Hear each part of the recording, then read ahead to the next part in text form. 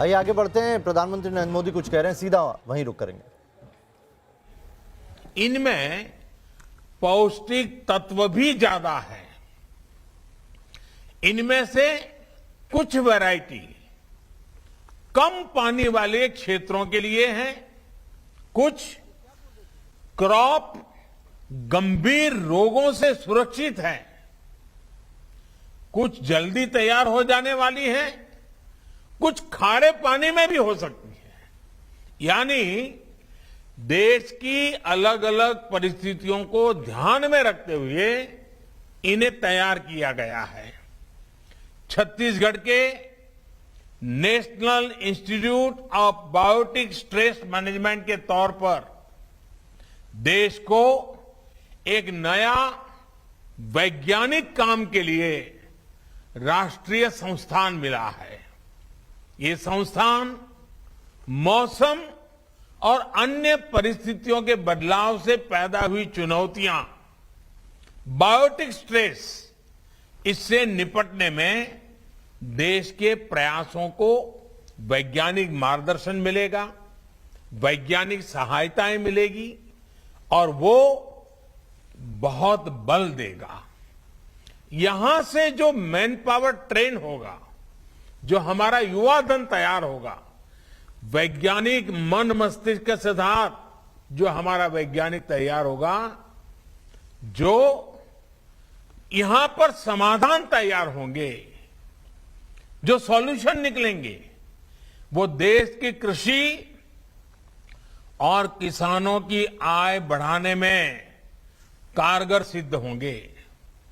साथियों, हम सभी जानते हैं कि हमारे देश में फसलों का कितना बड़ा हिस्सा कीड़ों की वजह से बर्बाद हो जाता है। इससे किसानों का भी बहुत नुकसान होता है। पिछले वर्ष ही कोरोना से लड़ाई के बीच में हमने देखा है कि कैसे टिड्डी दल ने भी अनेक राज्यों में बड़ा हमला कर दिया था। भारत ने बहुत प्रयास करके तब इस हमले को रोका था। किसानों का ज्यादा नुकसान होने से बचाने का भरपूर प्रयास किया गया था। मैं समझता हूं कि इस नए संस्थान पर बहुत बड़ा दायित्व है और मुझे विश्वास है कि यहां काम करने वाले वैज्ञानिक देश की उम्मीदों पर खरा उतरेंगे।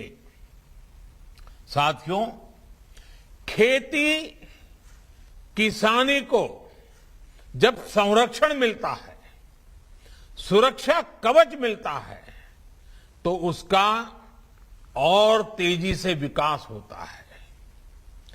किसानों की जमीन को सुरक्षा देने के लिए उन्हें अलग अलग चरणों में 11 करोड़ सॉइल हेल्थ कार्ड दिए गए हैं।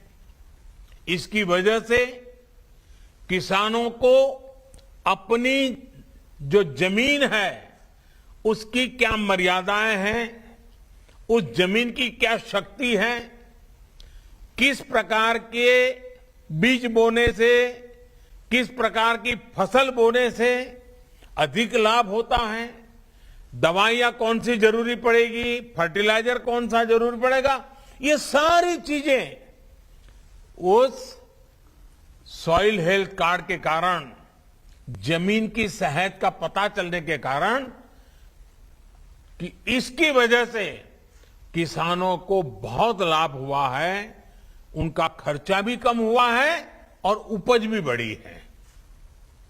उसी प्रकार से यूरिया की 100% से 100% नीम कोटिंग करके हमने खाद को लेकर होने वाली चिंता को भी दूर किया।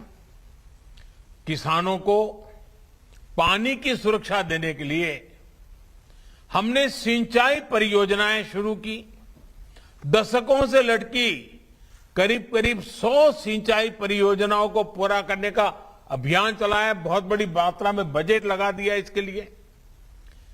उसके कारण किसानों को पानी मिल जाए, तो वो पानी से पराक्रम करके दिखाता है। उसी प्रकार से पानी बचाने के लिए हमने माइक्रो इरिगेशन, स्प्रिंकलर, उन चीजों के लिए भी बड़ी आर्थिक मदद करके किसानों तक ये व्यवस्थाएं पहुंचाने का प्रयास किया।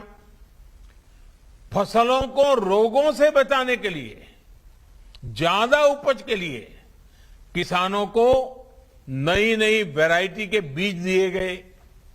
किसान खेती के साथ साथ बिजली पैदा करे, अन्नदाता, ऊर्जादाता भी बने, अपनी खुद की जरूरतें भी पूरी कर सके। इसके लिए पीएम कुसुम अभियान भी चलाया जा रहा है। लाखों किसानों को सोलर पंप भी दिए गए हैं। उसी प्रकार से आज तो मौसम के विषय में तो हमेशा दुनिया भर में चिंता का विषय बना हुआ है। अभी हमारे छत्तीसगढ़ के मुख्यमंत्री जी भी कितने प्रकार की प्राकृतिक आपदाएं आती हैं, क्लाइमेट चेंज के कारण क्या क्या मुसीबतें आती है, बड़ा बड़े अच्छे ढंग से उन्होंने वर्णन किया। अब आप जानते हैं, ओलावृष्टि और मौसम की मार से किसानों को सुरक्षा देने के लिए हमने कई चीजों में परिवर्तन किए। पहले के सारे नियमों में बदलाव लाए ताकि किसान को सर्वाधिक लाभ हो, इस नुकसान के समय उसको दिक्कत न आए, ये सारे परिवर्तन किए। पीएम फसल बीमा योजना, इससे भी किसानों को बहुत लाभ हो और सुरक्षा मिले, इसकी चिंता की। इस परिवर्तन के बाद किसानों को करीब करीब ये जो प्रधानमंत्री फसल बीमा योजना में जो परिवर्तन लाए, उसके कारण किसानों को करीब करीब 1 लाख करोड़ रुपए की क्लेम राशि का भुगतान किया गया है। ये 1 लाख करोड़ रुपया इस संकट की घड़ी में किसान के जेब में गया है। साथियों, एमएसपी में बढ़ोतरी के साथ साथ हमने खरीद प्रक्रिया में भी सुधार किया ताकि अधिक से अधिक किसानों को इसका लाभ मिल सके। रबी सीजन में 430 लाख मैट्रिक टन से ज्यादा गेहूं खरीदा गया। इसके लिए किसानों को 85,000 करोड़ से अधिक का भुगतान किया गया है। कोविड के दौरान गेहूं खरीद केंद्रों की संख्या 3 गुना तक बढ़ाई है। साथ ही दलहन, तिलहन, इन खरीद केंद्रों की संख्या भी 3 गुना बढ़ाई गई है।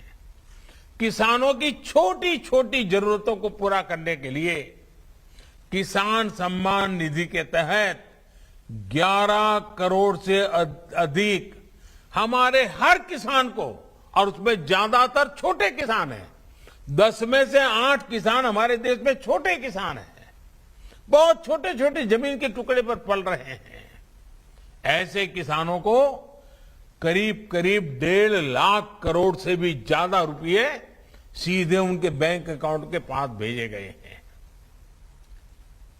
इसमें से 1 लाख करोड़ रुपए से अधिक राशि तो इसी कोरोना काल में भेजी गई है। किसानों को टेक्नोलॉजी से जोड़ने के लिए हमने उन्हें बैंकों से मदद की और उस मदद की पूरी प्रक्रिया को बहुत आसान बनाया गया है। आज किसानों को और बेहतर तरीके से मौसम की जानकारी मिल रही है। हाल ही में अभियान चलाकर 2 करोड़ से ज्यादा किसानों को किसान क्रेडिट कार्ड दिए गए हैं। मछली पालन करने वाले और डेयरी सेक्टर से जुड़े किसानों को भी किसान क्रेडिट कार्ड से जोड़ा गया है, केसीसी से जोड़ा गया है। 10,000 से ज्यादा किसान उत्पादक संगठन हो, ई नाम योजना के तहत ज्यादा से ज्यादा कृषि मंडियों को जोड़ना हो, मौजूदा कृषि मंडियों का आधुनिकीकरण हो, ये सारे कार्य तेज गति से किए जा रहे हैं। देश के किसानों और देश की कृषि से जुड़े जो काम बीते 6-7 वर्षों में हुए हैं, उन्होंने आने वाले 25 वर्षों के बड़े राष्ट्रीय संकल्पों की सिद्धि के लिए, क्योंकि 25 साल के बाद हमारा देश आजादी की शताब्दी मनाएगा। आज हम आजादी का अमृत महोत्सव मना रहे हैं, 25 साल के बाद आजादी की शताब्दी मनाएंगे और इसके लिए इन 25 वर्षों के बड़े राष्ट्रीय संकल्पों की सिद्धि के लिए एक बड़ा मजबूत आधार बना दिया है। बीज से लेकर बाजार तक हुए ये कार्य एक बड़ी आर्थिक ताकत के रूप में भारत की प्रगति की गति को सुनिश्चित करने वाले हैं। साथियों, हम सब जानते हैं कि एग्रीकल्चर एक प्रकार से राज्य का विषय है और इसके विषय में अनेक बार लिखा भी जाता है कि भाई ये तो राज्य का विषय है, भारत सरकार को उसको कुछ नहीं करना चाहिए, ऐसा भी कहा जाता है क्योंकि स्टेट सब्जेक्ट है। और मैं जानता हूं, क्योंकि मुझे भी कई वर्षों तक गुजरात में मुख्यमंत्री के रूप में काम करने का अवसर मिला था। गुजरात का मुख्यमंत्री रहते हुए, क्योंकि राज्य की विशेष जिम्मेवारी है ये मैं जानता था और इस जिम्मेवारी को मुझे निभाना चाहिए, ये मुख्यमंत्री के नाते मैं पूरी कोशिश करता था। गुजरात का मुख्यमंत्री रहते हुए मैंने कृषि व्यवस्था को, कृषि नीतियां और उनके खेती पर प्रभावों को बहुत निकट से अनुभव किया। और अभी हमारे नरेंद्र सिंह जी तोमर मेरे गुजरात के कार्यकाल में क्या मैं काम कर रहा था उसका भी बड़ा वर्णन कर रहे थे। एक समय था जब गुजरात में खेती कुछ फसलों तक ही सीमित थी। गुजरात के एक बड़े हिस्से में पानी के अभाव से किसान खेती छोड़ चुके थे। उस समय एक ही मंत्र को लेकर के हम चले, किसानों को साथ लेकर के चले और मंत्र था स्थिति बदलनी चाहिए, हम मिलकर स्थितियां जरूर बदलेंगे। इसके लिए उस दौर में ही हमने साइंस और आधुनिक टेक्नोलॉजी का व्यापक उपयोग शुरू कर दिया था। आज देश के एग्रीकल्चर और हॉर्टिकल्चर में गुजरात की एक बड़ी हिस्सेदारी है। अब आज गुजरात में 12 महीने खेती होती है। कच्छ जैसे क्षेत्र में भी आज वो फल सब्जियां पैदा होती हैं जिनके बारे में कभी सोच नहीं सकते थे। आज कच्छ का रेगिस्तान में से वहां की कृषि पैदावार विदेशों में एक्सपोर्ट होना शुरू हुआ है। भाइयों बहनों, सिर्फ पैदावार पर ही फोकस नहीं किया गया, बल्कि पूरे गुजरात में कोल्ड चेन का एक बहुत बड़ा नेटवर्क तैयार किया गया। ऐसे अनेक प्रयासों से खेती का दायरा तो बढ़ा ही, साथ ही खेती से जुड़े उद्योग और रोजगार भी बड़ी मात्रा में तैयार हुए हैं। और क्योंकि एक मुख्यमंत्री के नाते राज्य सरकार की सारी जिम्मेवारी होती है, तो मुझे वो समय इन सारे कामों करने का अच्छा सा अवसर भी मिला और मैंने पूरी मेहनत भी की। भाई और बहनों, खेती में हुए ऐसे ही आधुनिक परिवर्तनों को आजादी के इस अमृत काल में और विस्तार देने की जरूरत है। जलवायु परिवर्तन खेती ही नहीं बल्कि हमारे पूरे इकोसिस्टम के लिए बहुत बड़ी चुनौती है। मौसम में बदलाव से हमारा मत्स्य उत्पादन, पशुओं का स्वास्थ्य और उत्पादकता बहुत अधिक प्रभावित होती है। इसका नुकसान किसानों को, मछुआरे साथियों को उठाना पड़ता है। जलवायु परिवर्तन के कारण जो नए प्रकार के कीट, नई बीमारियां, महामारियां आ रही हैं, इससे इंसान और पशुधन के स्वास्थ्य पर भी बहुत बड़ा संकट आ रहा है और फसलें भी प्रभावित हो रही हैं। इन पहलुओं पर गहन रिसर्च निरंतर जरूरी है। जब साइंस, सरकार और सोसाइटी मिलकर काम करेंगे तो उसके नतीजे और बेहतर आएंगे।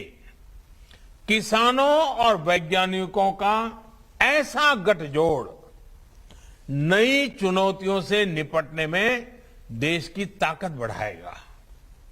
जिला स्तर पर साइंस आधारित ऐसे कृषि मॉडल खेती को अधिक प्रोफेशनल, अधिक लाभकारी बनाएंगे।